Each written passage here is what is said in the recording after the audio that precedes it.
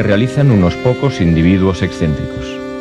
En homenaje a esa vida, a esa vitalidad, la comunidad debe aceptar ciertos riesgos, debe admitir una porción de herejía. Debe vivir peligrosamente si es que quiere vivir.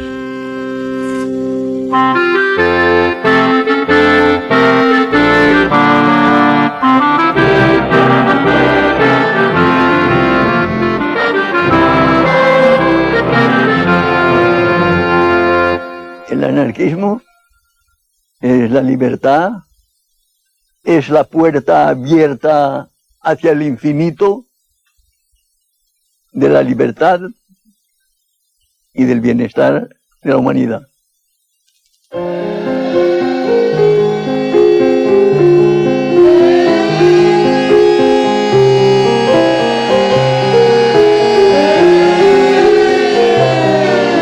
Me desperté con las sirenas de las fábricas y era como si toda Barcelona latiese con un solo corazón. Algo que solo se vive quizá una vez en un siglo.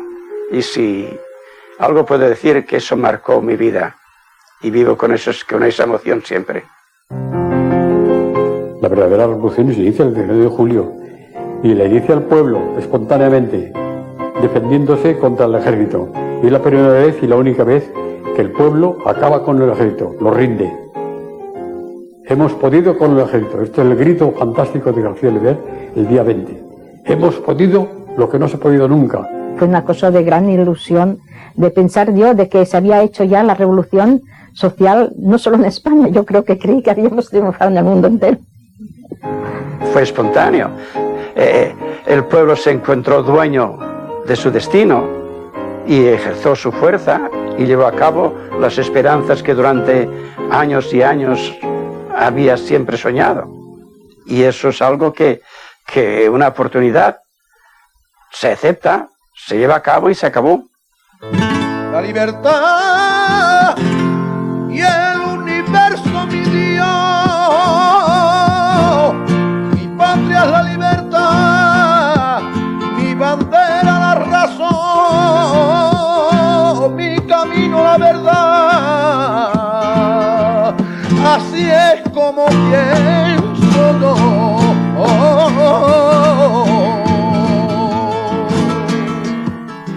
Año tras año, los anarquistas, protagonistas de la revolución que vivió España durante la Guerra Civil entre 1936 y 1939, rememoran aquel verano que cambió para siempre sus vidas. España 36, éramos más jóvenes que ahora.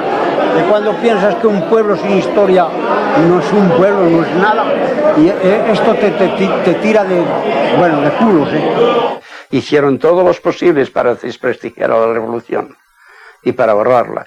Hasta hace pocos años no se veía ningún libro que hablase de verdaderamente la revolución.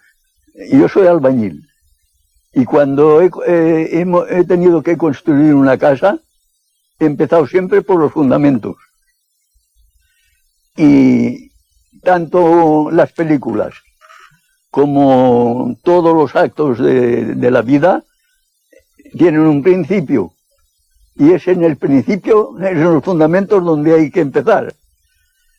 Y eso hay que saber por qué nosotros nos defendimos contra el fascismo, por qué vencimos al fascismo y qué eran las ideas que nosotros preconizábamos y que el pueblo se sintió identificado con ellas.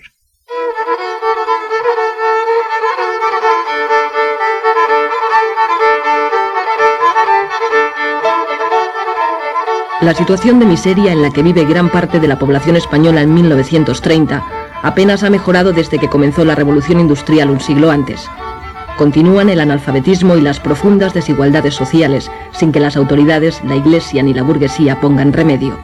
El anarquismo, que aparece como una propuesta del socialismo utópico para luchar contra la injusticia social, ha ido calando a lo largo de 100 años en las clases más desfavorecidas del país. Las ideas de Kropotkin y Bakunin arraigan con fuerza, especialmente en Andalucía y Cataluña.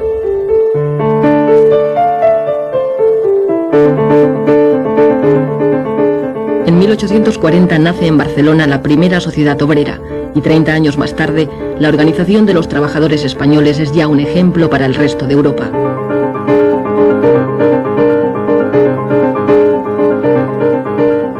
Tras la escisión de la Primera Internacional, en nuestro país triunfan las ideas antiautoritarias de Bakunin frente a las que propugna Marx. Todo ha de ser libre para que funcione. Esa es la gran disyuntiva que hubo entre Marx y Bakunin. Marx era autoritario y Bakunin no. En el sur de España, Fermín Salvochea es una de las figuras más influyentes del anarquismo andaluz. Allí el pueblo está enfrentado a una burguesía propietaria de grandes latifundios improductivos. En virtud de unos cuantos caciques, que son los que manipulaban la política, y los explotadores de grandes extensiones de tierra. Y al trabajador, pues, nos tenían 3 meses, por ejemplo, de trabajo activo. El resto, pues, era casi... No trabajaba, lo que trabajaban muy poco, y vivían muy mal.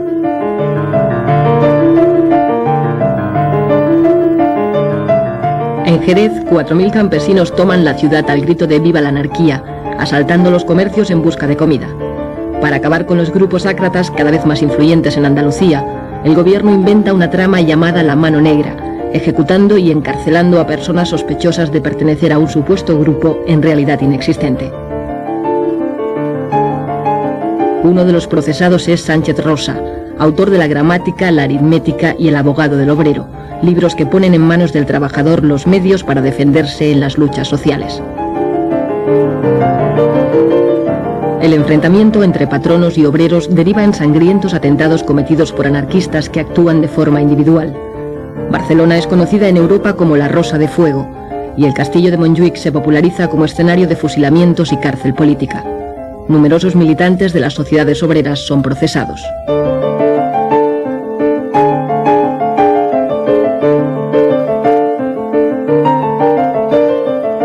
Se ha dado una imagen del anarquismo, de siempre la pistola, siempre... No, señor. Hubo que emplear la pistola también, pero principalmente se basó en la concienciación de la gente a través de la labor cultural, para crear lo que deseamos como un mundo nuevo.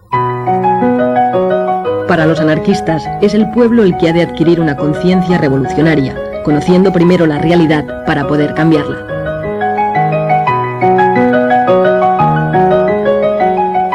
El autodidactismo se explica de esa manera, por afán de saber, pero sin tener medios. Entonces, por eso se explica que haya tanta revista, tanto folleto en el movimiento libertario español. En todos los pueblos había una revista, o se hacía un folleto, o se hacía un boletín. Es el prodigio que no se explica casi nadie. Soledad Gustavo y Joan Montseny, de sobrenombre Federico Urales, son los creadores a finales del siglo XIX de Tierra y Libertad y la Revista Blanca, que llegará a tener 12.000 ejemplares de tirada. La obra de Proudhon, divulgada por Pi Margall, presidente de la Primera República, introduce en nuestro país el concepto de federalismo, principio que adoptarán en el futuro las organizaciones anarquistas españolas.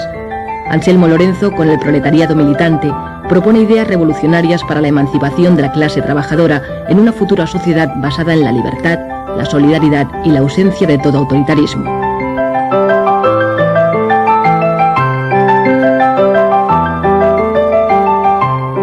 Porque el anarquismo no es una teoría, no es solamente una filosofía, no es solamente un programa de vida, sino una forma de vivir. Una forma de vivir.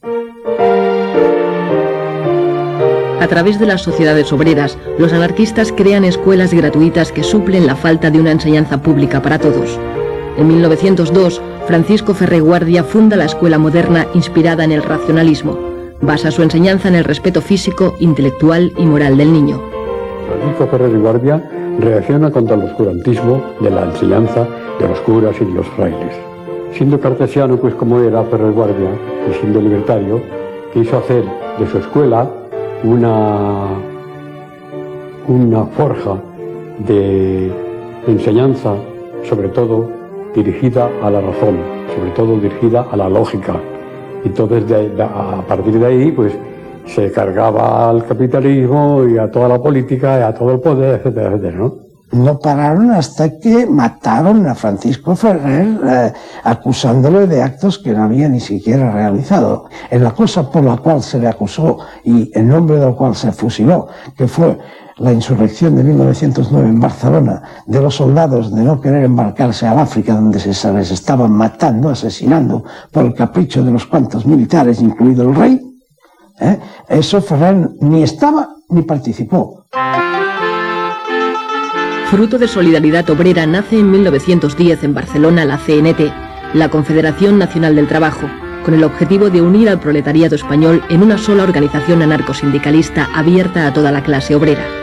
Contraria a los partidos políticos, utiliza la huelga, el sabotaje y el boicot como instrumentos de lucha.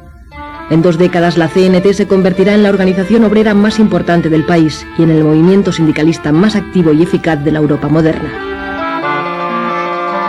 La CNT es el intento de los obreros de organizarse para conseguir económica y socialmente una sociedad mejor, dentro de la cual a un poco largo plazo está la autogestión, o sea, la capacidad obrera para asumir todas las funciones que ahora tiene el Estado, o sea, sustituir al Estado.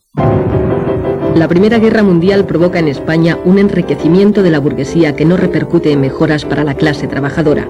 Las tensiones aumentan y, como reflejo de la Revolución Rusa, los obreros españoles organizan numerosas huelgas hasta conseguir, por primera vez, la jornada de 8 horas. Había una fundición que despidieron a 4 obreros porque pedían las 8 horas. Y no lo querían dar, y entonces los patrones cerraron las fábricas y lo cerraron todo. Ripoll se tuvo que hacer comida, rancho, en la plaza del ayuntamiento para alimentar el pueblo, porque duró unas 9 semanas. En 1919 la CNT tiene ya más de 700.000 afiliados. Los duros conflictos laborales provocan entre los jóvenes reacciones extremistas y la aparición de grupos de acción como los solidarios. Compañero de Durruti y Ascaso, García Oliver rememorará en 1938, ya como ministro de la República, los años de lucha en que cayeron numerosos militantes anarquistas como Salvador Seguí, el Noi del Sucre.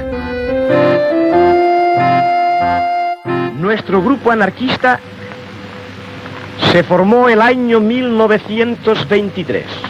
Dueños casi de la ciudad eran las bandas de pistoleros del Sindicato Libre que patrocinaba la patronal. Las hordas policíacas coadyuvaban a la obra de destrucción de nuestras organizaciones y de nuestros hombres. Nos unimos y formamos un grupo anarquista, un grupo de acción para luchar contra los pistoleros, contra la patronal y contra el gobierno. Conseguimos nuestro objetivo. Les vencimos. En 1923, con la dictadura de Primo de Rivera, la CNT es declarada ilegal y muchos anarquistas se exilian, como Ascaso y Durruti, que continúan su labor revolucionaria en América. Empecé haciendo carrera por Atajo y veré estrellas para mí. Y decía mi vecino que llevaba mal camino, apartado del redil. En 1927, en una playa de Valencia, se funda la FAI, la Federación Anarquista Ibérica, que nace con la pretensión de mantener puras las ideas anarquistas dentro de la CNT mediante la formación de pequeños grupos de personas afines, próximas en ideas. Para pertenecer a la FAI, por ejemplo, sin ser retranscrita, se tenía que no haber hecho el servicio militar, no haberse casado por la iglesia, llevar sus hijos el que podía, porque a la escuela racionalista se pagaba, no tener vicios ostensibles. Todo eso era imprescindible. Entonces había una selección natural que hacía una organización muy fuerte, pero sin sectarismo, por coacción moral. Bueno, mis padres, ya te digo, que fue una temporada secretario de la FAI, siempre tuvo cargos, era un hombre, mi padre era un hombre de acción, entonces era muy radical, mi madre también, y entonces pues, y tenía mucha influencia porque era un hombre eran muy humanos, eran muy cultos, tanto mi padre como mi madre, y siempre se rodearon de gente más o menos afín. Y el hombre anarquista procuraba llevar una vida digna, ser un ejemplo. Durante la dictadura, los anarquistas continúan su actividad de manera clandestina. Es el tiempo también de las grandes emigraciones en busca de mejores condiciones de vida. Y mi padre, debido a la crisis de trabajo en la compañía Peñarroya, pues un día decidió marchar a Barcelona. Pero nosotros nos quedamos allá en espera que el hombre ganase algún dinerillo y pudiéramos coger los billetes correspondientes. Tardó un año en lograr ese dinero. El caso es que encontró a un compadre en Barcelona y le dijo: hombre, puedes venir a trabajar al metro. Y además, la vivienda, yo tengo una barraca en la calle Valencia, entre Rocafort y Entenza. Y en esa barraca, pues vivíamos la familia, el compadre, que eran 5, y nosotros 5, 10 personas en unos metros cuadrados. Pertenecía a la CNT, mi padre ya. Si ahí en el metro lo llamaron, con lo que te he dicho anteriormente, para decirle que quedaba en la calle, porque un obrero había cometido una falta profesional, y ese obrero era murciano. Y entonces despidieron a 80 murcianos que había. Pero el hecho fue de que todos respondían ya a una acción puramente orgánica CNT, y por eso los echaron. Sabíamos que existía un mundo que no era nuestro, puesto que era el que detenía a nuestros padres, el que nos dejaba sin trabajo, es decir, el mundo capitalista de una burguesía, sabíamos que existía, puesto que éramos víctimas de ello, ¿no? Pero nosotros estábamos educados con un entusiasmo que esperábamos que eso fuera posible, que eso se acabara y que la sociedad fuera de una manera más justa, más igualitaria. Encontré gusto a la lectura, y después, cuando me iba hacia la barraca, pues como en invierno en particular, me paraba en las farolas de gas, o a leer un poco una hoja, o me paraba en un escaparate que había luz, y después salía corriendo, leía otra página y así. Pero trabajé de sombrerero hasta que llegó la República. Anduve gritando por las calles de Barcelona: ¡Visca la República! ¡Visca la República! Todo eso yo lo he hecho. El 14 de abril de 1931 se instaura democráticamente en España la Segunda República y el rey Alfonso XIII parte hacia el exilio. Era una fiesta en Barcelona, por lo menos la que yo viví, desbordante, todo el mundo, pero las calles estaban llenas de gente. No se concibe cómo sin preparar esa fiesta se pudo producir ese fenómeno. Todas las calles llenas de gente vitoreando, sin ningún odio.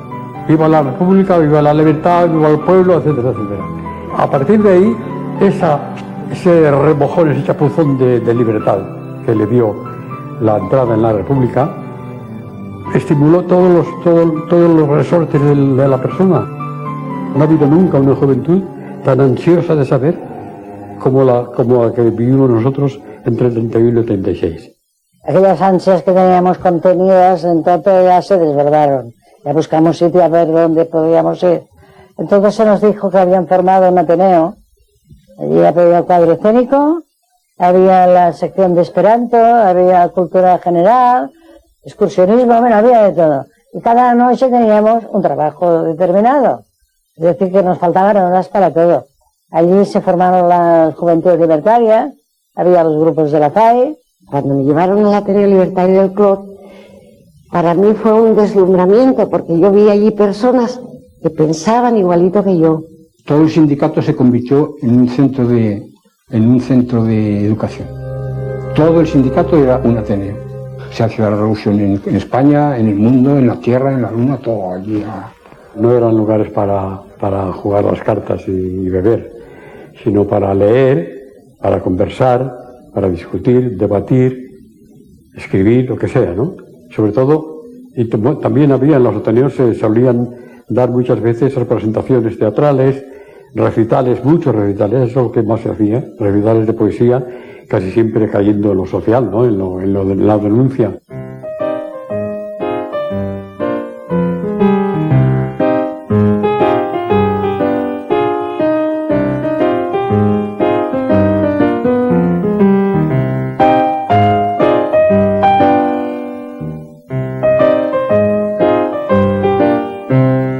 Fue un gran éxito todas las publicaciones anarquistas de España. Llegamos a tener estrictamente del anarquismo más de 70 publicaciones. Cuando se reunían 3 anarquistas, coño, se hacía un periódico. Que si El Cantero, que si La Voz de la Tierra. Entonces se inauguraron las paradas en la Rambla, que no se había hecho, que fue un éxito, yo me acuerdo, un entusiasmo.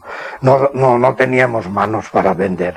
No teníamos manos, todo, el aborto legal, las 12 pruebas de la inexistencia de Dios, dinamita cerebral, voceando todos los periódicos y así de gente comprando, porque no nos habían dejado hasta entonces hacerlo.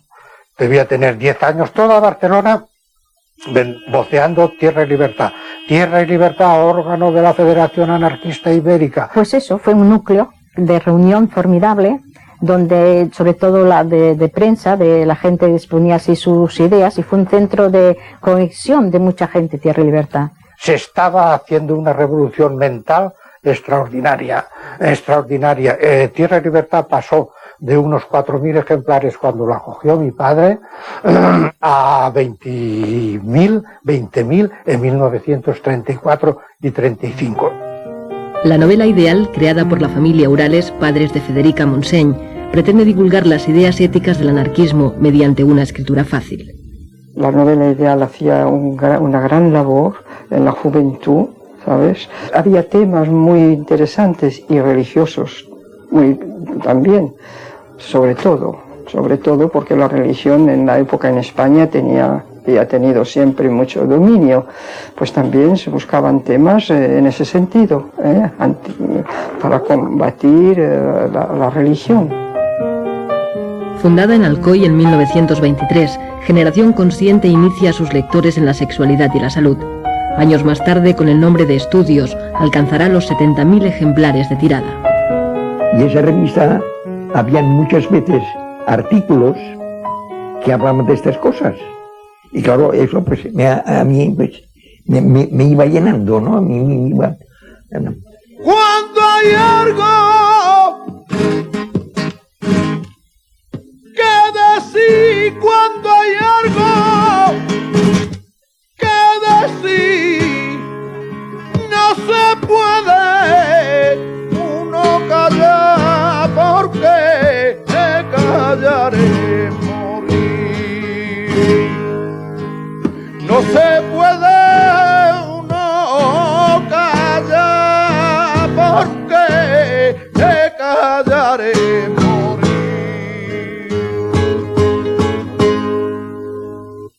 Incluso tú describías y decías, quisiera saber esto o lo otro. Pues te decían, pues sí, pues hay este método, y contestaban por la revista, revista Estudios. Y luego había, la pentalfa era más bien sobre los nudistas. No sé por qué pasa que las grandes fábricas de la siderometalurgia, pues la gente se da al alcohol, se suda mucho y se da al alcohol. Por contra, habían unos cuantos que se veía enseguida, se distinguían de los demás, que no fumaban, que no bebían, que leían, que hablaban, que comentaban. Y entonces yo, sin querer queriendo, me fui juntando con estos, que eran anarquistas y naturistas, desnudistas, etcétera, etcétera, y muy dados a la cultura. Para nosotros el amor libre era simplemente que una pareja estuviera de acuerdo en convivir por afinidad, unirse libremente sin firmar papeles, sin hacer contratos. Bueno, y cuando hubiera disensión, de mutuo acuerdo, separarse y quedando amigos, ¿no? Sin pleitos y sin nada. A mí me parece que fue una cosa completamente revolucionaria, porque salir la mujer de poder tener un compañero sin pasar por la iglesia, sin bautizar el hijo, sin todo eso, entonces la mentalidad de la mujer entonces era una cosa terrible y cerrada. Enseguida era una cualquiera. Los anarquistas quieren cambiar la sociedad tradicional por medio de una intensa labor cultural e ideológica, y para ello crean nuevas organizaciones que tratan de propagar la idea entre los jóvenes. Nacen las Juventudes Libertarias, que más tarde se unirán en una federación ibérica de la que Fidel Miró será su secretario general. El lema era cultura y propaganda, repartir propaganda y procurar que entrara gente. No le pedíamos a nadie antecedentes ni qué ideas. Ese de los puntos libertarios entra. El día que te canses te largas. Cuando los muchachos me llevaron a las Juventudes Libertarias me integré al grupo de Sol y Vida. Era un grupo excursionista que nada más el resto de la semana vivíamos esperando el sábado. Teníamos tanto afán de instruirnos porque éramos todos pues proletarios, que hacíamos paradas y alguien leía un libro, una frase, y entonces la comentábamos, descansábamos, seguíamos andando. Es que era una labor permanente, que quizá incomprendida ahora, pero es la que dio un nivel cultural, de un gran sentido consciente de la existencia a estas generaciones que íbamos accediendo al mundo del trabajo. Los mítines, la acción directa y la propaganda ayudan a recuperar la influencia de la CNT. En ciudades como Barcelona, 1 de cada 2 obreros está ya afiliado a la central anarcosindicalista.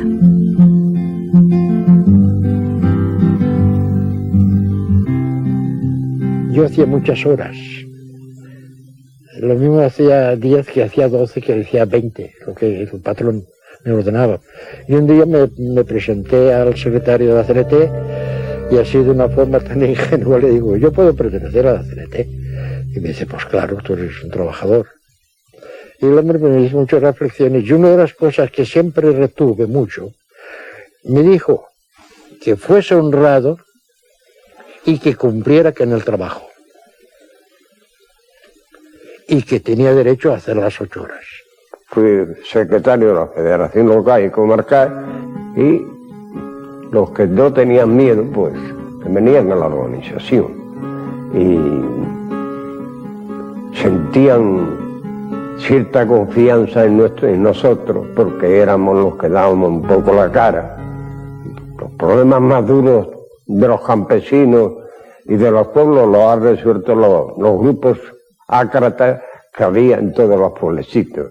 Y teníamos pues un fervor en el hogar, en la fábrica, en el sindicato, en la calle, en La Plata, y claro. Y en Borriana pues se hizo un mitin que fue el del pueblo, fue la Montseny y fui yo. Y claro, y allí pues hablamos todos. Yo hablé antes que la Montseny, ¿no? Y hablé, y ella pues cuando terminé yo y esto, dice, tú vales mucho para el campesino. Eso dijo. Y todo ello me acuerdo. Lo más chocante es que allí estaba la plaza llena y hablaban y nadie aplaudía. Un silencio. La gente no aplaudía. Pero pensaba en lo que decían. Escuchaba. Solo de cuando en cuando se oye la voz. ¡Viva la CNT! Y encuentras un eco rotundo. ¡Viva la CNT! O ¡viva el comunismo libertario! Y eso inflamaba, se hacía sentir. Vivías intensamente aquellos momentos sin aplaudir, sin esa retórica comunista que aprietan las palmas, palmas y palmas. Era más serenidad, era más conciencia.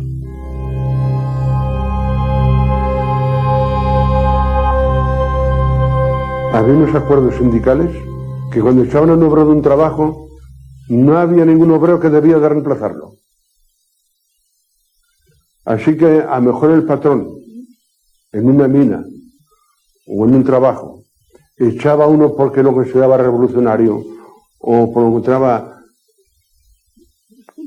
porque le cogía rabia, lo despedía. No había ningún obrero que lo reemplazara. Es decir, que todo está atado a través de un espíritu de solidaridad, que es lo más importante que existe en la organización nuestra. Bueno, los vecinos eran como una gran familia. Allí, pues, en aquellos tiempos no había seguro de paro, ni seguro de enfermedad, ni nada. Cuando alguien caía enfermo, un vecino que hubiese tenido algunos ahorros, lo primero que hacía era ponerlos encima de la mesa y allí los dejaba. sin que hubiese ningún papel ni un apretón de manos. Cuando vuelvas a trabajar y cuando puedas me los devuelves. Y lo afectado, cuando empezaba a trabajar, peseta por peseta, poco a poco devolvía. Es una cuestión de principio y de moralidad. Es decir, que había el hecho de la familia universal, porque era verdad, en las casas baratas todos éramos una familia. Había un sistema de turnos que se recogían los que trabajaban, los hijos de los que no trabajaban. De niño no me gustaban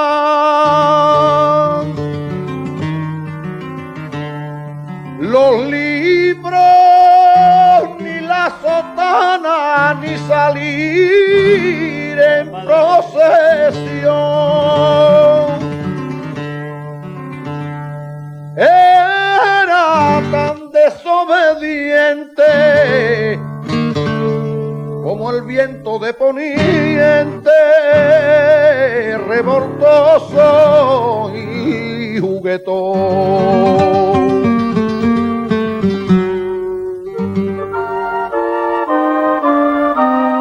Para combatir el analfabetismo y la educación católica, los anarquistas crean a través de los ateneos y de los sindicatos escuelas inspiradas en la moderna de Ferreguardia, aplicando métodos de pedagogos como De Crolí o Pestalozzi. En la Escuela Natura del Clot se enseñaba todo lo que se podía de ciencias de toda clase. Lo que ocurre es que había un acento en todas partes siempre que era superior a la enseñanza aquella, que era el hecho de hacer que el niño utilizara eso no para hacerse un depósito de conocimientos, sino una capacidad de utilización de esos conocimientos. Se procuraba que el niño fuera él mismo siempre y que viese la diferenciación entre cada niño, entre todos los niños. Eso se llevaba con gran cuidado porque es el elemento principal tanto del anarquismo como de los métodos de enseñanza del anarquismo. En la escuela nuestra, en la escuela de Puchelías, en la escuela Natura, yo allí no he leído nunca ni a Bakunin, ni a Kropotkin, ni nada. Nada más que, por ejemplo, La cosa humana, de Tolstoy, los poetas, o quizás la lectura de Blasco Ibáñez, es decir, gente más bien moderada, más bien liberal. No era ninguna cosa, no era una educación revolucionaria, era una educación más o menos pacifista, antimilitarista, humana y culta, pero nada más. Escuela Nueva ya parte de unos principios modernos, de pedagogía moderna, que no hay ni asomo de ideología. Hay en verdad la idea de la libertad por encima de todo y en la base de todo. La emancipación de los trabajadores ha de ser obra de los trabajadores mismos. Si no, no habrá esa emancipación. Es decir, que se autosubvencionaba de diversas maneras, pero autosubvencionaba. Lo que nunca quiso la Escuela Natura ni el sindicato Fabril fueron subvenciones ni del Estado ni del Ayuntamiento. Pero las esperanzas puestas en la República defraudan a las clases más desfavorecidas del país. El gobierno tiene que hacer frente a numerosos levantamientos en Cataluña, Levante y Andalucía. Que los campesinos en Andalucía padecían hambre y el feudalismo allí seguía manteniendo tierras y cotos y miles de hectáreas sin cultivar y la gente sin trabajar. Allí se produjo casas viejas. Fue un movimiento montado por los anarquistas, era un movimiento anarquista. Y quisimos declarar comunismo libertario.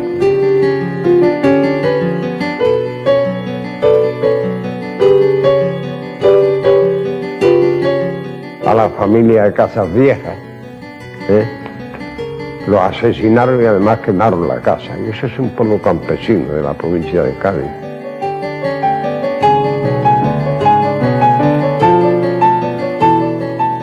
La CNT provocó un movimiento revolucionario con el que no todas las regionales estábamos conformes, sobre todo en Asturias no éramos muy partidarios. Era la división que había entre los dos conceptos. Uno es de la revolución permanente y a plazo fijo, ¿no? Y los otros, la tendencia más moderada era de que había que hacer cultura, preparar al pueblo y esperar el momento propicio bueno, que se pudiera ensayar la revolución con posibilidades de éxito. En año y medio de república, el enfrentamiento entre la derecha y la izquierda provoca 30 huelgas generales, 400 muertos y 9.000 detenidos. Se suspenden 157 periódicos de izquierdas y 4 de derechas. Se frena la reforma agraria y el desarrollo de las escuelas públicas. Tras algún conato de sublevación militar, la derecha gana las elecciones. Y luego salió victorioso porque nosotros, el 90%, no fue a votar porque queríamos darle un castigo a la República.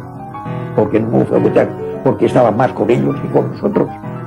La gente sacando el dinero al extranjero, no queriendo trabajar, cerrando fábricas. Los sindicatos estaban clausurados continuamente y las cárceles llenas de obreros, de presos gubernativos. El preso gubernativo es un hombre que no ha hecho nada, que no tiene más que un antecedente sindical. Yo estuve 6 meses y no fue de los que estuve más. En Asturias, los trabajadores de la CNT y la UGT colectivizan minas y fábricas. Ramón Álvarez forma parte del Comité Revolucionario. La idea general estaba concebida, primero, detener el avance progresivo del fascismo en toda Europa. Y después se combinó en uno de los puntos, el fundamental, en que la finalidad del movimiento revolucionario de octubre era la implantación de una sociedad socialista federalista. Pero la revolución de Asturias no es secundada por las fuerzas de izquierda del resto de España. Los obreros asturianos resisten durante 2 semanas el asalto de las tropas enviadas por el gobierno, con el general Franco al frente. La revuelta es aplastada en una acción premonitoria de la guerra que se avecina. Febrero de 1936. El Frente Popular, la izquierda, derrota en las elecciones al derechista Frente Nacional. El voto de la CNT ha sido decisivo. En febrero decidimos votar nosotros. Muchos, yo no voté, pero muchos votaron, porque teníamos alrededor de 15.000 presos en las cárceles de España. Se suceden las huelgas, las ocupaciones de tierras y los enfrentamientos de la Guardia Civil con obreros y campesinos. Mientras la derecha prepara el golpe de Estado, las organizaciones más radicales llaman a la revolución. Para mí el comunismo libertario es mi máxima aspiración. Para ello, en el año 36 celebramos un congreso en Zaragoza y después de mucha discusión, porque a nosotros nos gusta mucho discutir, pues llegamos a un acuerdo concreto de que la CNT propugnaba el comunismo libertario. Un comunismo, como decía antes, que va de abajo arriba y no de arriba abajo, que se regula mediante asambleas generales, con revocación inmediata de cualquier cargo si la mayoría lo exige. Y ya el hecho de que la base sea soberana significa que no hay posibilidad de maniobras politiqueras. Todos de todos, hay que distribuir equitativamente y por tanto, si todos de todos, todo el mundo trabaja, todo el que puede, claro. Todo el mundo trabaja, todo el mundo se forma, sobre todo porque hay tiempo para formarse. España ha venido a menos por una triple división. Por la división engendrada por los separatismos locales, por la división engendrada entre los partidos y por la división engendrada por la lucha de clases. Entonces los falangistas habían empezado ya a tomar bastante fuerza y se atacaba con bastante intensidad a los compañeros nuestros. Esto dio lugar a que por nuestra parte pues nos empezáramos a plantear una lucha más directa, incluso pues yendo armados. Los pueblos se dividieron en dos. En mi pueblo de 1.500 habitantes, los de la derecha no se saludaban con los de la izquierda. La generalidad de los trabajadores lo tienen muy claro. Saben quién tienen enfrente a la Iglesia, que tienen enfrente al capitalismo, que son sus enemigos seculares. Porque hasta la Iglesia entonces ya se había enfrentado el cardenal Segura, se había enfrentado constantemente contra la República. ya aquello era inevitable. Ellos ya estaban en el extranjero ya entrenándose, ya tenían acuerdos con Mussolini y con Hitler. Entonces todo el mundo lo sabía y todo el mundo se preparaba. Y los partidos, y lo sabía el gobierno. Ahora, había ministros que dormían a la hora en que los otros se lanzaban a la calle. Y el gobierno central de Casares Quiroga negaba que hubiese alzamiento y todo eso. Y dio la orden, que eso fue lo fatal, a todos los gobernadores, que nada de armas al pueblo. Nada de armas al pueblo. Tenían más miedo a la revolución que a los militares. Porque no hay que olvidar que en los primeros días de julio, Companys le dijo al jefe de orden público de Cataluña que desarmase a la CNT, a los anarquistas. En Barcelona estábamos todos los militantes y otras gentes también de izquierda, estamos de guardia toda la noche durante 4 días. Entonces ya hubo el día anterior a la revolución, ya vinieron y dijeron que yo me había dormido, por cierto, en el tejado, en el techo. Dijeron, bueno, hoy es la hora de la verdad, el que no le interese que se largue a su casa, porque hoy sí hay faena. Estábamos en la Plaza de la Generalidad, eso estaba abarrotado de hombres pidiendo armas. Y salía Companys y decía que esperábamos. A gastarme, o a que he venido a este mundo, como no sea para gastarme, como no soy sordo mudo, no tengo el por qué callarme ante la ley del embudo.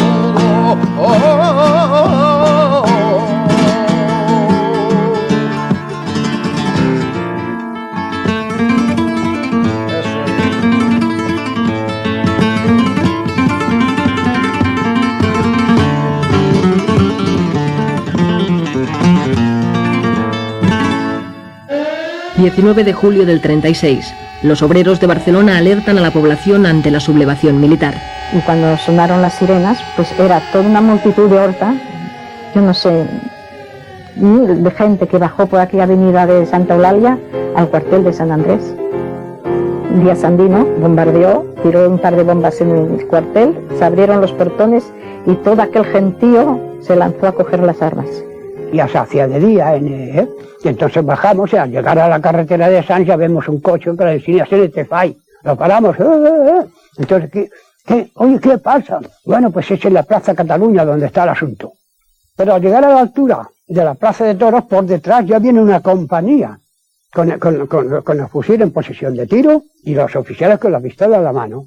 Y entonces salimos por las bocacalles a tirotearles. Entonces se armó, claro, un poco el desorden entre las tropas. Lo viví con esa emoción de inconsciencia, pero con una gran emoción. Es decir, que ver aquello, de ver todo aquel pueblo armado, todos aquellos coches que claxonaban CNT, CNT, CNT FAI, ver todos aquellos coches con las banderas al viento, ver todo aquel movimiento con esa de generosidad, de lucha, ver además una cosa que me impactó mucho, ver los soldados, ver los guardias de asalto al lado nuestro. Se nos echa en cara que nos apoderamos de 40.000 fusiles, no sé cuántos cañones, no sé cuántos caballos, porque estábamos allí, es que no había otro, porque hasta los guardias de asalto, que hay fotografías parapetados detrás de un caballo, venían con nosotros, no iban con su unidad, venían con nosotros, Pero en fin, como se pudo, como no había tanta gente, parece mentira, como salieron de todas las casas, a millares, la gente, pues se asustaron, los militares se asustaron y se rindieron. Es decir, muy a pesar del gobierno y de todo, el pueblo de Barcelona, guiado por la CNT, derrotó al ejército aquí. Barcelona hizo el cambio y Barcelona impulsó a Madrid que tomase el cuartel de la montaña.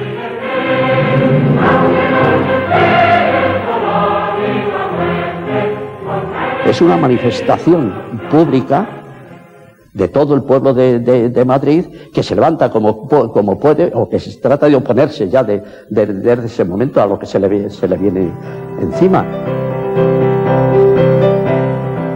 España ha quedado dividida en dos. Ha comenzado una guerra civil de lucha entre clases que durará 3 años. Los rebeldes asesinan allí por donde avanzan a simpatizantes y militantes republicanos y de izquierda. En la España leal a la República, las represalias no se hacen esperar para todo aquel sospechoso de apoyar a los rebeldes. Los tiradores desde los campanarios de las iglesias de ciertos conventos estaban mezclados, los de los clérigos con los militares. Se pusieron a tirar no contra los adversarios que llevaban fusiles, sino contra toda gente que estuviera en la calle. De ahí viene luego la respuesta de la gente quemando los lugares desde los cuales se le había tirado al pueblo desarmado. En esa contienda perdimos mucho personal, perdimos personajes de valor. En el asalto a Tarazanas murió Francisco Ascaso al ir a saltar a ponerse más a resguardo contra un tirador de una ventana. Eso era muy frecuente entre nosotros, sobre todo porque estos hombres en la barricada, al mismo tiempo que escribían, como mi padre, en la barricada eran los primeros.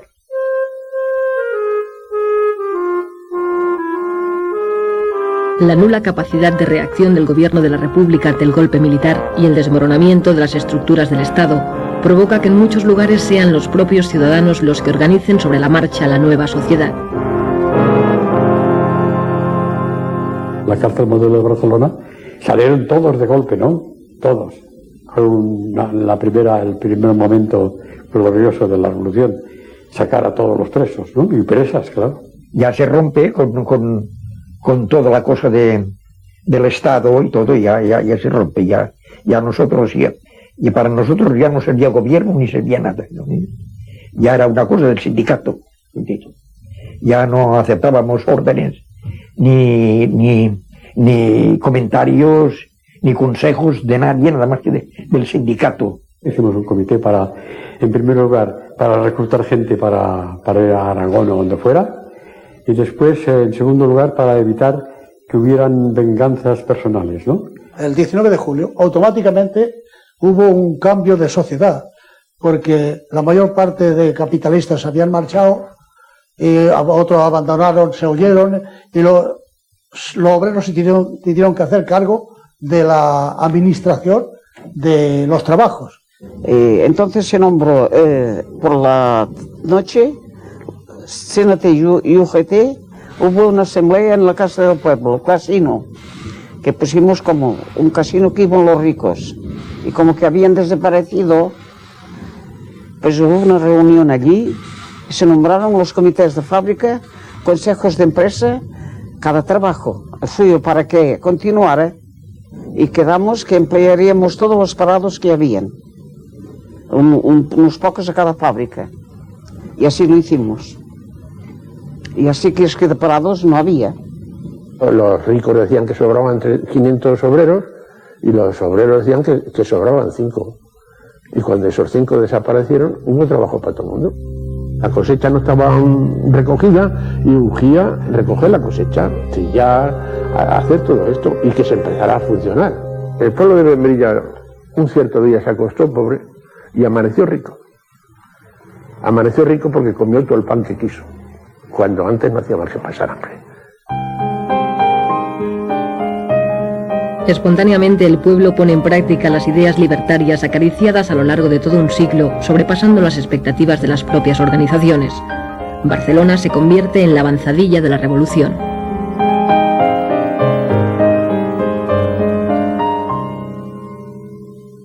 En los primeros días, enseguida entramos en contacto con el sindicato de transporte y empezaron a enseñar a las compañeras a conducir tranvías.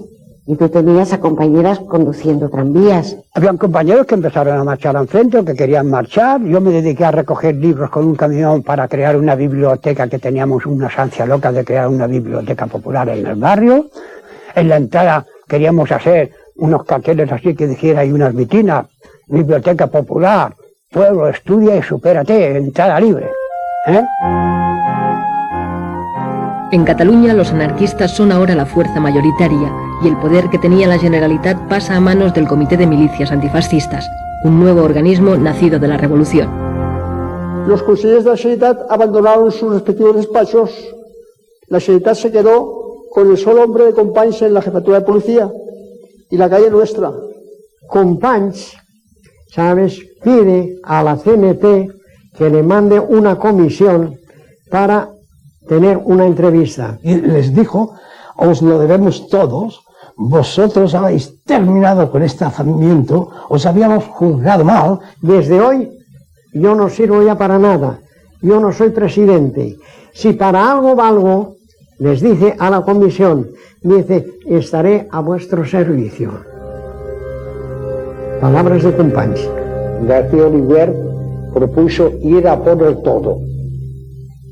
Y se lo pusieron, nada más votaron él y Chena, los de Hospitalet. Se lo puso Santillán y Federico Montseny. Federico Montseny diciendo, ir a por el todo es establecer nuestra dictadura, y eso es una negación del anarquismo. Y Santillán dijo, si vamos a por el todo y establecemos el anarquismo, nos aislamos en España y nos aislamos en el mundo. Todo el mundo no nos va a dar nadie ni ayuda, ni armas, ni nada. Y por eso la FET no fue a todas ni quiso el poder que le regalaba, no solo regalaba a Companys, ya lo tenía. Y entonces colaboramos juntamente con los demás fuerzas del país con un organismo que se llamó Comité de Milicias Antifascistas. Y entonces la Generalitat dejó de funcionar como tal. Y todo el poder recayó en este comité.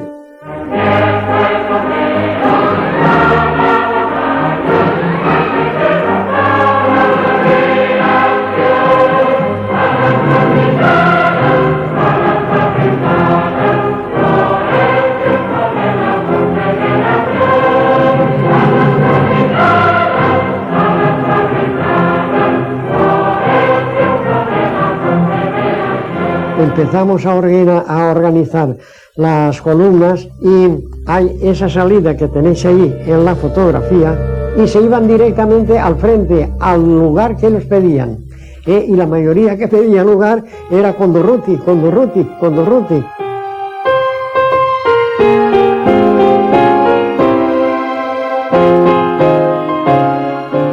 Ante el peligroso avance de los sublevados y el desmantelamiento del ejército, los partidos y los sindicatos organizan milicias de voluntarios obreros y campesinos para defender el país.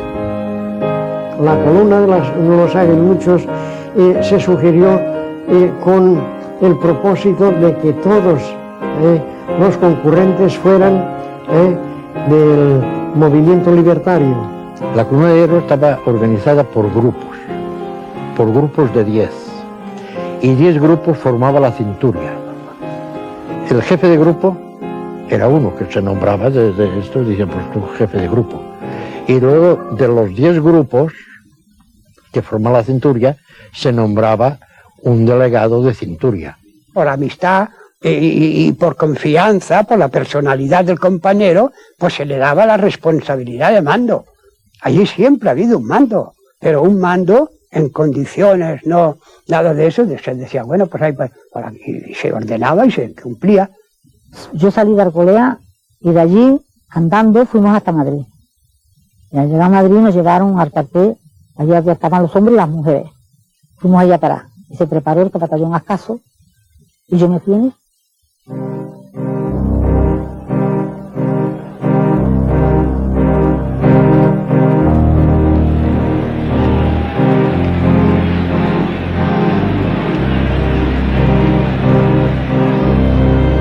Puedo decir que a medida que nosotros íbamos actuando con la columna de Ruti, nosotros dábamos las manos a los campesinos y a toda aquella gente transformando la sociedad en autosugestión, en una serie de actividades, colectividades, que sea lo que nosotros habíamos pretendido toda la vida.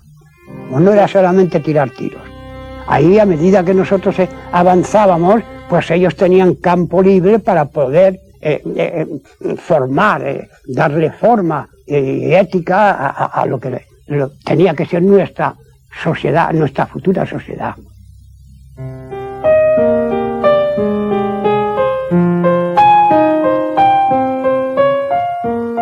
Los cambios se suceden vertiginosos en zonas de Castilla, Extremadura, Andalucía, Asturias y sobre todo en Levante, Cataluña y Aragón. Yo era muy alcahuete. Y en cuanto veía que había algo de barullo o algo, pues allí me metía. y me metí en una plaza de la Constitución que estaba repleta de calandinos. Todo Calanda estaba allí. Y desde el balcón, este comité revolucionario dice: a partir de ahora aquí se proclama el comunismo libertario. Y fue una multitud entera en la plaza de la Constitución que aplaudió la frase. ¿Y en qué se compone el comunismo libertario? Queda abolido el dinero. Se va a expropiar a todo propietario, izquierdista o de derechas. Toda la maquinaria a disposición del pueblo, todos los edificios para que sean alojados los habitantes, independientemente de quién sea el propietario, trabajo colectivizado, distribuidos los trabajadores en grupos. No hizo falta semecas para organizar aquello, que fueron los trabajadores mismos. Porque ahí se constituyó primero pues el comité del sindicato, que era el principal, que duda cabe. Y luego comité de defensa, comité de agricultura, comité de alimentación, comité de peluqueros. Pues los mismos trabajadores designaban a los delegados que bien más capacitados para que cumplieran la función de llevar la marcha, de distribuir el trabajo, de distribuir todo. El desprecio tradicional de los anarquistas por el dinero provoca un cambio radical en las relaciones económicas. Se crean monedas locales, vales, y en muchos lugares se llega a la total abolición del dinero. Allí desapareció el dinero. O sea, se hizo el montón que se llamaba de Cropoquín. Allí los alimentos se adquirían por vales y por las cartillas de racionamiento que se hicieron. En ese caso, cuando se trata de la toma del montón, pues naturalmente se tiene que tener aquella capacidad y aquella manera de pensar, de que por qué razón vas a coger tú hoy 2 kilos de carne si con uno tienes bastante y mañana puedes ir a buscar otro fresco. O un par de zapatos. Allí se estaba exento de luz, de agua, de escuela, de todo. Allí no había que pagar nada. Y no había egoísmo de nada. Nada, ni el egoísmo no existía. ¿Cómo puede existir si no hay dinero? Cuando no hay dinero no puede haber egoísmo. Hoy lo dices y no lo comprende la gente, pero que se asumió bien. El haber hecho la colectividad, como crear la colectividad, la inmensa mayoría del pueblo lo encontré muy bien, y esto que no eran sindicalistas ni eran anarquistas, todos. El que quiso ser individualista continuó siendo individualista, pero fueron muy pocos. Y el que, como mis padres, aquí, a 30 metros de aquí, por ejemplo, que eran individualistas, tenían que responder para tener el derecho que la cartilla les daba, tenían que responder con productos, no había dinero. En aquel año mis padres elevaron 4 cerdos para la matanza. Vino un compañero, por cierto que allí disgusté un poco a mi madre por lo que hice, vino un compañero, yo ya sabía que iban a venir,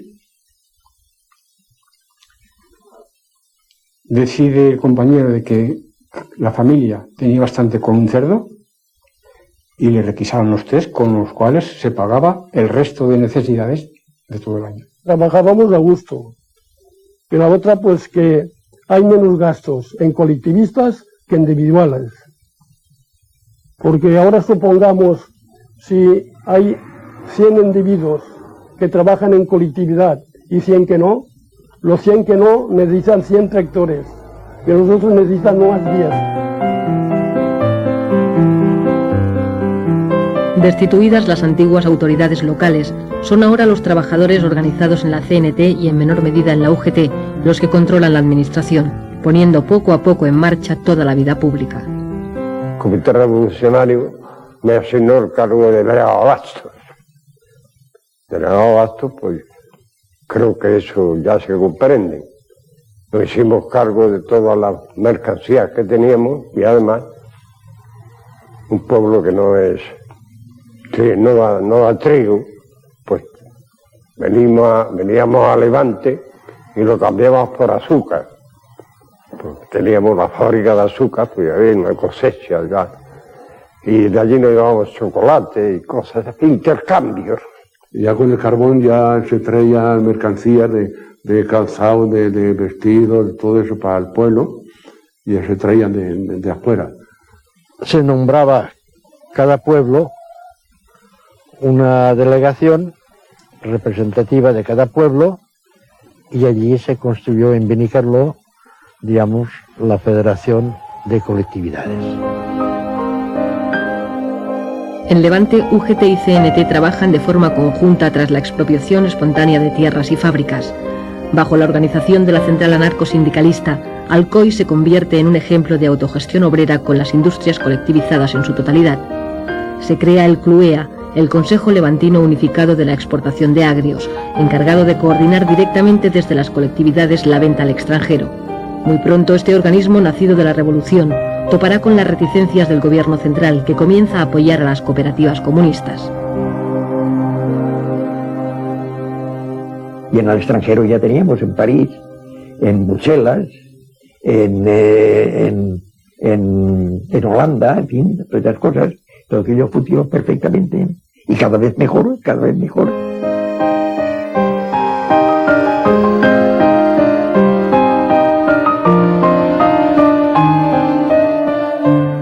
En Asturias, la CNT y la FAI forman parte del Consejo de Asturias y León, del que Ramón Álvarez es consejero de Pesca.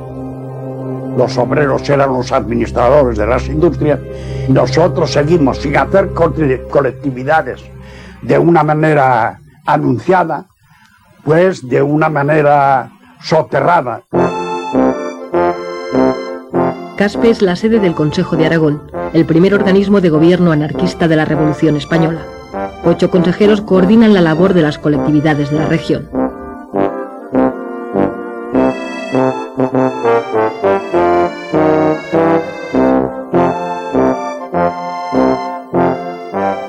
Aquí en la región, que fue el centro, digamos, mayoritario de las colectividades, con su consejo en Caspe y todo eso, en Levante hubo colectividades, en Andalucía hubo colectividades, en Castilla hubo colectividades para todo, pero tan homogéneo como en Aragón no la hubo en ninguna parte.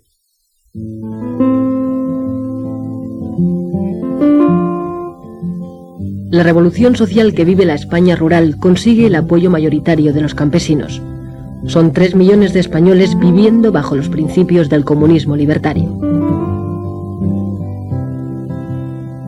Allí pues había una pizarra en el sindicato grandiosa, y cualquier trabajador, una queja que tuviera, la apuntaba en la pizarra, y en la asamblea se discutía aquello. El exponer una cosa era ponerlo, digamos, en armonía de los demás si aceptaban aquella proposición. Si se acordaba bien, si no se acordaba, pues otra cosa, ¿verdad? Pero siempre desde la base. No nos regiamos porque no mandase el comité regional una cosa. Porque claro, cada pueblo tiene su cultura. Por lo tanto, al tener su cultura, tiene sus costumbres. Entonces no son las mismas costumbres nuestras aquí valencianas, como diríamos las andaluces, son diferentes. Con la ocupación de tierras y un reparto más racional del trabajo, la producción aumenta. La gestión colectiva de los beneficios permite la construcción de hospitales, escuelas, acequias, granjas y centros de experimentación agrícola. Había, además del grupo escolar Francisco Ferrer, donde se pusieron 18 maestros, del huerto del convento, del huerto de los frailes, concretamente, se hizo una zona de experimentación agrícola. Se plantaron viñedos, se plantaron olivares, olivares que eran viejos, que eran productivos, se hacía carbón. En fin, hubo una transformación y que la colectividad prosperó mucho. E inmediatamente se decidió el adquirir 2 tractores, y 2 tractores en Canda, sin parar de trabajar, hace mucho. Y con aquello, pues, no solamente se suplió las 350 hombres que fueron al frente, sino que se aseguró, y eso es más que verdad, se aseguró que nada de las tierras cultivadas hasta la fecha quedaron yermas, todas fueron cultivadas. Como aquel que calla otorga, y aunque la ignorancia es sorda, pude levantar la voz más fuerte que los de los perros consentidos y que la voz del pato.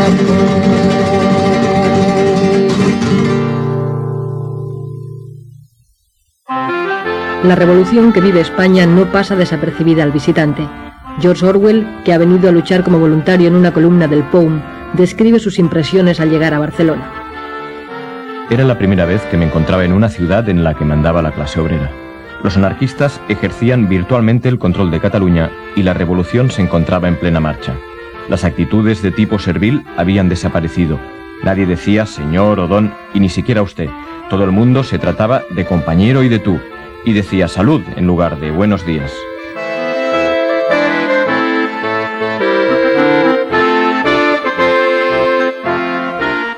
Barcelona es el centro neurálgico de la revolución en la España urbana.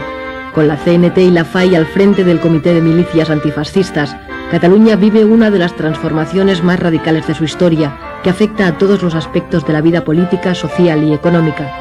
El 80% de las empresas se han colectivizado y todos los servicios están autogestionados por los propios trabajadores. Estos cambios serán legalizados por la Generalitat en octubre de 1936.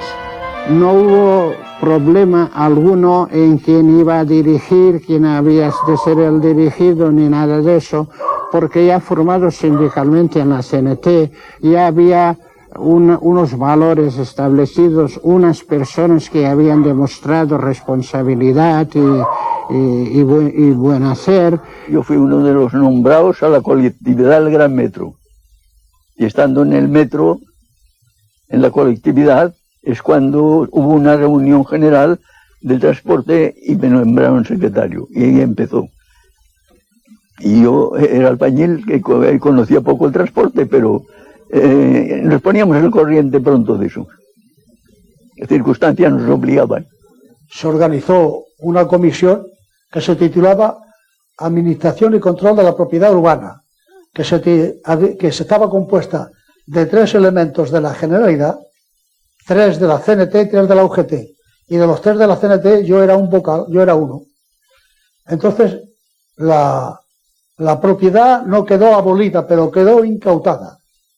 Los propietarios no tenían derecho a administrar sus fincas, tenían derecho a formar parte de la administración de esta comisión. Los anarquistas podían hacerse los dueños de Barcelona y de Cataluña y no quisieron hacerlo. Y entonces vino la colaboración entre unos y otros. Y entonces, como los más fuertes éramos nosotros, a la cuestión de enseñanza, pues se buscó a uno de los nuestros, al profesor Puig de Elías, y él se ocupó de redactar con otros y demás, pero siempre dirigido por él, la Constitución del Cero. El Consejo de la Escuela Nueva Unificada nace con el objetivo de promover una escuela única, gratuita y laica en lengua catalana. La revolución crea también servicios de asistencia y previsión, inexistentes hasta entonces, que cubren gratuitamente la sanidad, las bajas temporales, la invalidez y la jubilación. Se lucha contra el paro aumentando los puestos de trabajo o contratando nuevos trabajadores, aunque no sean necesarios, para repartir el trabajo entre todos. Las pequeñas empresas y talleres se agrupan, se unifican compañías eléctricas. El entramado es complejo. Nos sentíamos involucrados y luego, claro, nos daba un protagonismo y una responsabilidad que asumimos, diría yo, muy a gusto. En las asambleas lo que se discutía, no tú que serás, yo que seré, sino cómo mejorar la producción, cómo el trabajo organizarlo mejor, cómo quitar intermediario entre una acción y otra, porque claro, una fábrica es compleja. Tienes que ser consciente de que trabajas para ti, entonces, que ya no mantienes a ningún patrón, aún trabajas con más anhelo.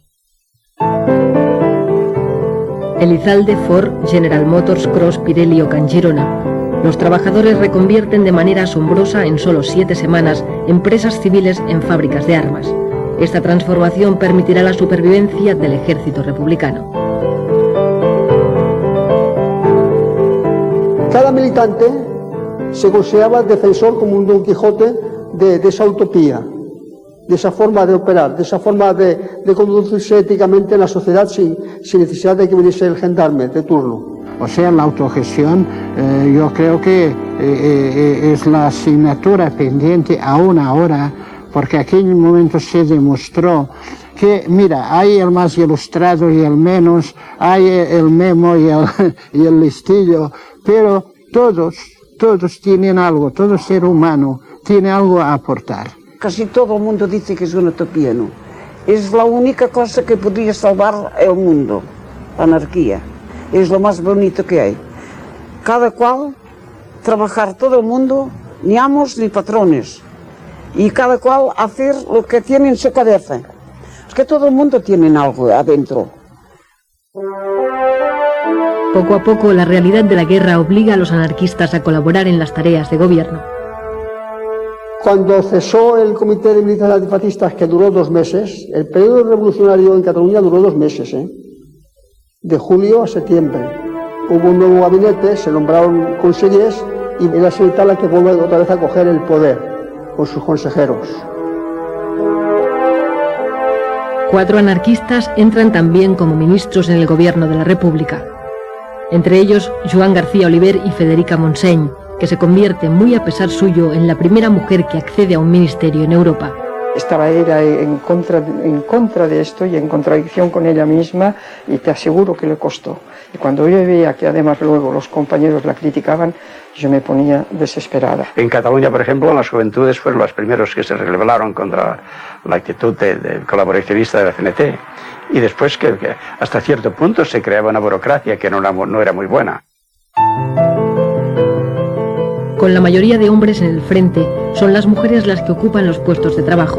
Ellas tienen ahora la ocasión de hacer su propia revolución.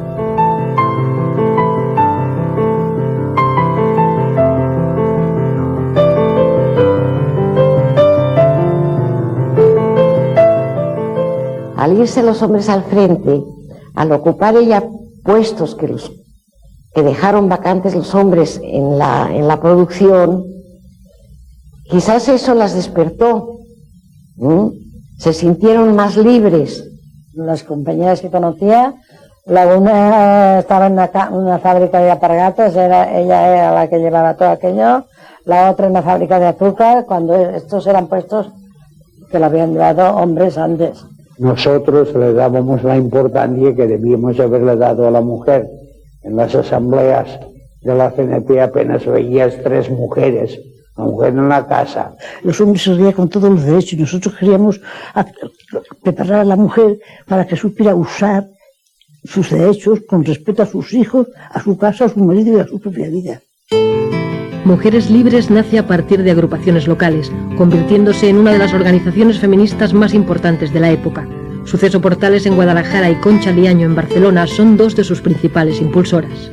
Éramos distintos a los movimientos de liberación femenina burgueses, porque nos dábamos cuenta que ellas, por su preparación, luchaban por equipararse o en competitividad con los hombres para ocupar los cargos que ocupaban los hombres.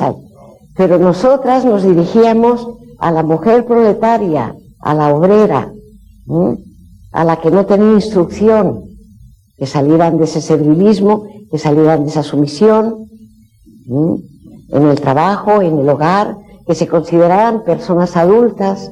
Y ahí fue donde tuvimos que hacer mayor énfasis. Y en crear escuelas donde la mujer se capacitara, no solamente para leer y escribir. Me parece que yo no te podría decirlo, cientos y cientos de mujeres analfabetas que convertimos a que supieran leer y escribir. Así que cuando formábamos una agrupación, lo primero que se hacía era la escuela. A las mujeres las educábamos sexualmente con clases. Teníamos clases especiales y mujeres que las educaban y iban a los hospitales a hacer prácticas inclusive. Hicimos una serie de folletos a este respecto y con respecto a la relación de la mujer que enviamos al frente. Hicimos por lo menos miles y miles de folletos, folletitos pequeños. Los anarquistas promueven cambios sociales únicos en Europa.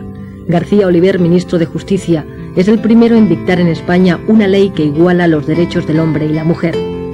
Federica Montseny, ministra de Sanidad, promulga la ley del aborto, que solo llega a aprobarse en Cataluña.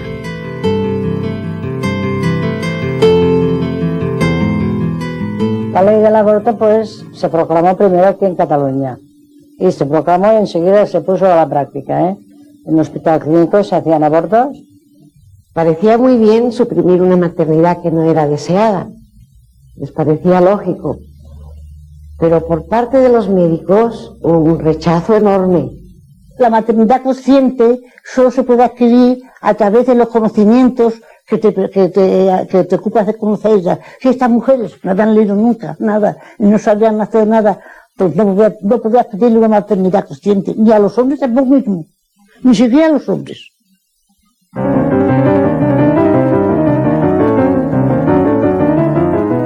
Las ayudas alemana e italiana al bando rebelde y la política de no intervención de las democracias occidentales están provocando la derrota de las fuerzas republicanas. El ejército franquista está a las puertas de Madrid y hace falta un golpe de moral para levantar el ánimo de los madrileños, que ven como el propio gobierno de la República huye a Valencia. Durruti es en esos momentos el personaje más carismático, el más solicitado.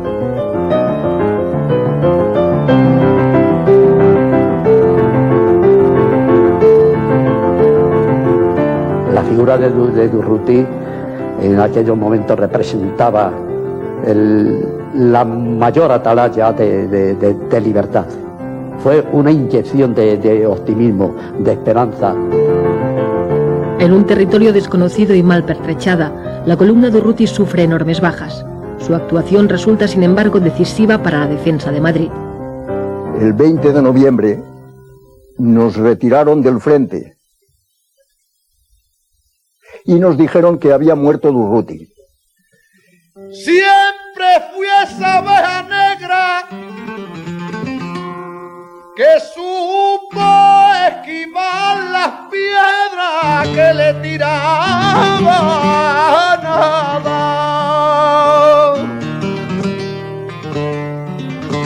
Y entre más pasan los años, más me aparto del rebaño, porque no sé a dónde va. No ha habido en la historia un entierro como el de Durruti en Barcelona. No sé si contaron 1,5 millones, qué sé, algo inenarrable. La República trata de reorganizar el ejército e impone la militarización obligatoria. El objetivo es ganar la guerra olvidando la revolución. Los anarquistas, sin embargo, mantienen su idea de derrotar al fascismo para crear una nueva sociedad. Dijeron que iban a militarizar la columna, que entonces pues no eran militar, éramos pues milicianos, y que la iban a militarizar. Y dijimos que no. Detestábamos la disciplina militar. Nosotros fuimos a la guerra por combatir al fascismo, pero no para hacernos militares. Todos los que hacíamos la guerra de nuestra generación éramos contrarios a la guerra y contrarios al militarismo, pero muy contrarios, pacifistas a carta cabal. En cuanto a eficacia de las cosas, yo no vi ninguna. Tan eficaz era 100 hombres llamándose centuria, como 100 hombres llamándose compañía. Yo creo que el error primero fue ponerse en el lugar del enemigo, hacerse ejército, y no guerra de guerrillas, que precisamente es nuestro honor histórico. Las guerrillas se dicen todo el mundo guerrillas por España. Y llegamos a la conclusión de que ya no era la revolución, sino que era la prolongación de la guerra. Y entonces, pues, para obtener armas y para poder vivir, tuvimos que aceptar la militarización. ¡Visca la libertad catalana! En Cataluña, los partidos tradicionales recuperan poco a poco el poder perdido el 19 de julio a manos del pueblo y las organizaciones revolucionarias. En mayo de 1937, los partidos nacionalistas y el recién nacido PSUC, los comunistas, provocan unos sucesos que generarán una guerra civil dentro de la propia guerra. Numerosos anarquistas son eliminados.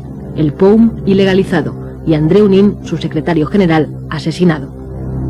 Los primeros días se vivió bajo el ambiente libertario toda Cataluña. Fue después, con los reveses y las dificultades que iban saliendo, que las fuerzas que no eran simpatizantes fueron reaccionando, y ahí llegó los sucesos de mayo. El Artemio Guadé, que era consejero de la Generalidad, mandó la policía de la Generalidad a que se apoderara de la Telefónica. La Telefónica estaba incautada por la CNT, claro, en la Telefónica se resistió, y de allí empezó. En la barriada éramos los amos absolutos, pero en el centro había calles que eran de uno, calles que eran de otro, y así hubo una cantidad de muertos. Los comunistas fríamente se propusieron acabar con los líderes nuestros, para dejarnos sin cuadros directivos, y casi que lo lograron. Eso fue horrible.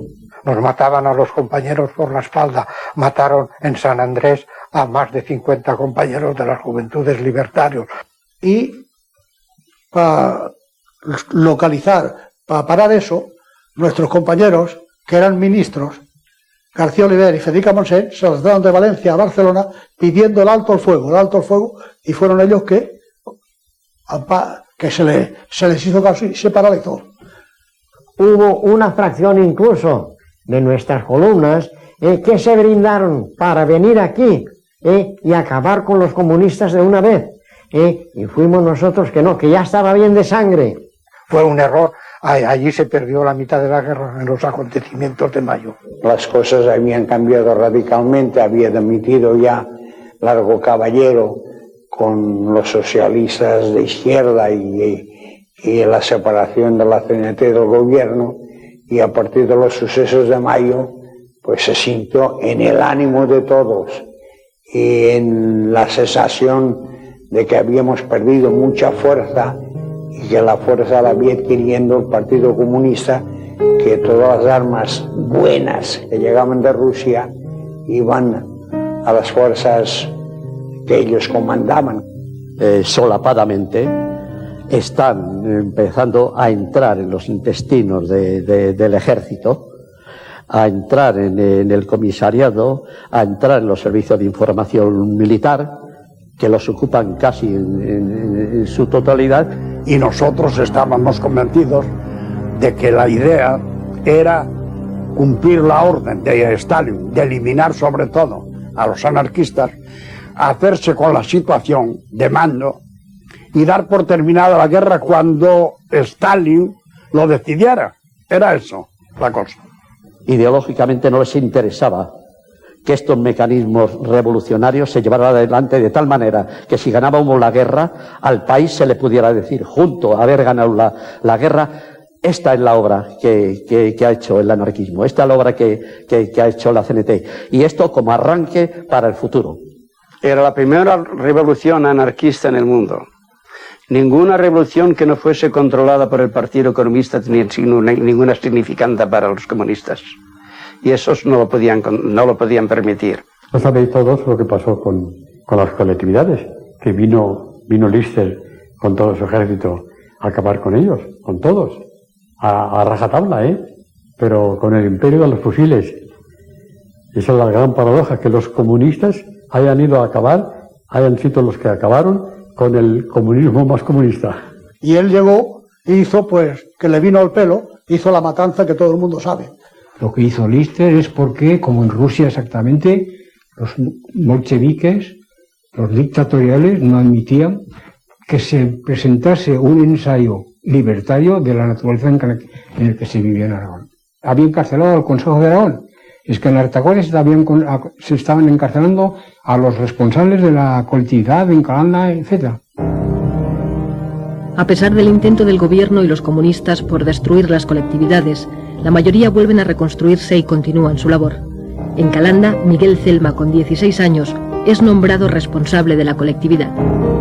El cambio formal de funcionamiento y de objetivos no existió. No hubo cambio alguno. Eran los mismos. Y eso duró pues hasta el 15 de marzo de 1938. Durante toda la guerra no disminuyó la capacidad productiva de Cataluña, ni su capacidad colectivizadora, ni la presión de ciertos elementos conservadores de la Generalidad, ni los comunistas pudieron borrar la autonomía económica de la que la CNT tenía en Cataluña. Guerra, falta de materias primas, destrucción de instalaciones, boicot del capitalismo internacional y agresión del propio gobierno de la República. La revolución que vive España desde 1936, con la puesta en práctica de las ideas anarquistas, ha sufrido todo tipo de contratiempos y, sin embargo, la producción ha aumentado, han mejorado las condiciones de trabajo, hay más igualdad entre los ciudadanos y la economía tiene un funcionamiento más racional. Pues esas colectividades tuvieron que luchar, en primer lugar, con una situación anómala, en guerra, con una economía nula, porque todo dependía de Cataluña. Cataluña, si le daba la gana pagar, daba dinero, sino, pues ya el hecho de tener que pedir y molestar, y sobre todo al aragonés. En fin, todos los inconvenientes, y no digamos ya la política de Madrid. La política de Madrid no había jamás ni un diario que no fuera de la CNT que dijera algo bueno de la Revolución Española, de la Revolución Cenetista o de las colectividades, y nada. Ya sabéis que siempre el anarquismo ha tenido una prensa malísima. Que en 3 años no se pueden hacer muchas cosas, más siempre cuando tienes una guerra civil, te tenías que apañar con lo que había, ¿no? Porque nos faltaba todo, las materias primas, había la cuestión de la inseguridad, los bombardeos. El pueblo vivió mal. Yo no soy de los que digo que no hubo disputas, no hubo cosas después, pero el conjunto de lo que fue el comunismo libertario, colectividad, paz y justicia de Membrilla, para mí, y lo demuestro al que quiera, que es la única solución que tiene la humanidad para poder vivir bien. Porque de otra forma no existe. Porque ahí se demostró que me hacía falta la Guardia Civil, me hacía falta los ricos, me hacían falta los curas para vivir bien, que son los únicos que entorpecen la marcha de la riqueza, porque la única riqueza que existe es el trabajo. Lo malo es que aquello, con sus defectos, que los hubo, no continuase, pese a lo cual, cuando los dueños de la fábrica volvieron, la encontraron mucho mejor que no la habían dejado. Cuidado. Aparte de haber duplicado la producción. En Chirona, cuando terminó la guerra, al hacer balance, gran sorpresa para los dueños, gran sorpresa. Se había capitalizado mucho más de lo que era antes de la guerra. ¿Por qué? Porque se habían importado máquinas, herramientas, porque se habían importado hornos eléctricos para hacer aleaciones especiales, que no se tenían. Pues cuando entraron las tropas franquistas, alguien de que fuera autoridad para ello dio orden de demoler estas nuevas construcciones. Y hoy no queda nada de aquello. Fue destruido, porque era un prestigio para la zona republicana y para los que habían gestionado y dirigido la empresa de Gancherona, o sea, del material. Estábamos muy al tanto que las potencias democráticas no querían que nosotros ganáramos. Sin embargo, la pasión podía más que nada y decíamos, bueno, aquí seguiremos hasta que podamos. Pero y cuando llegó el final, que sabíamos que tenía que llegar, nos costaba mucho aceptarlo.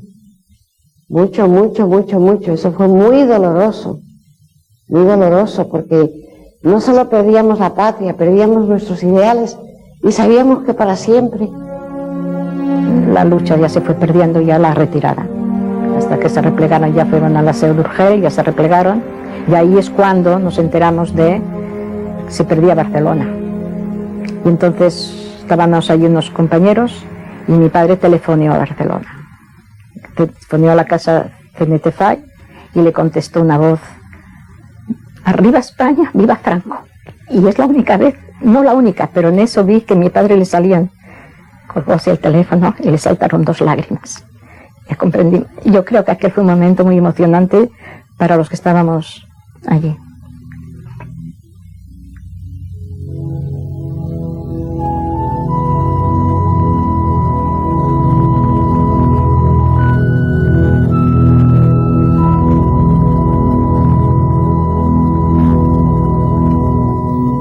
Se subieron los heridos con bonitas ambulancias y los rojos con amor a sus hermanos cuidaban. En lo alto de la cumbre se procedió a su descarga. ¡Ay, qué dolor tan profundo! ¡Ay, la herida que me mata! Otro, temblando de frío, decía a su camarada: ¡ay, hermano, que me muero! La nieve está muy helada.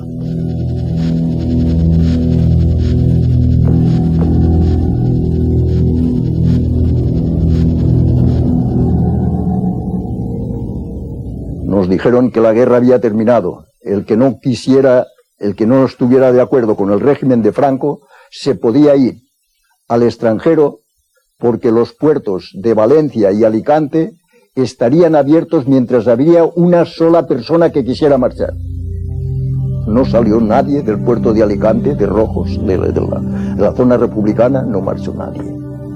Nada más, nos cogieron a todos. Y nos llevaron al Albatera. Campo de Albatera fue cruel. Algo que el que no ha pasado por un sitio así no puede creerse las barbaridades que allí lleguemos a sufrir. El hambre, el maltrato, los palos que nos llegaron a pegar, aquello no lo sabe más que los que estuvimos allí.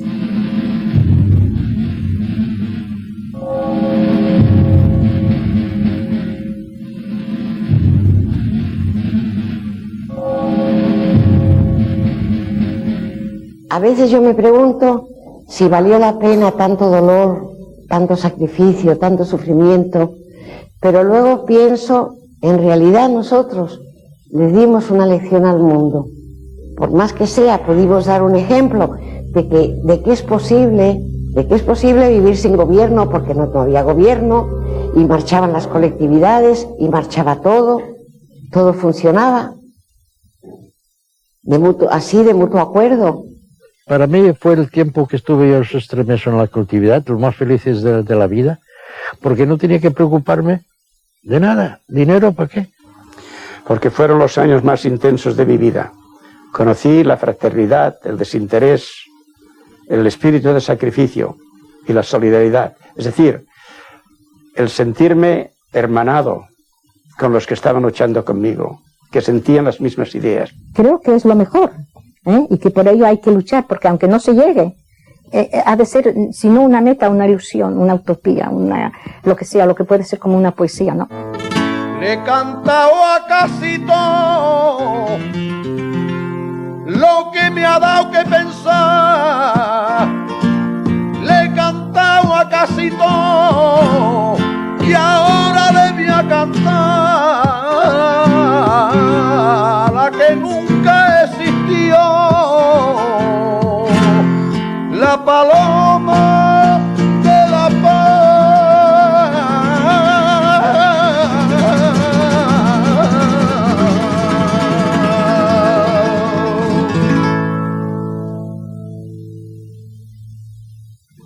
A los osados pertenece el futuro. Cuando no podemos soñar más, morimos. Así lo dice Emma Goldman y eso es verdad.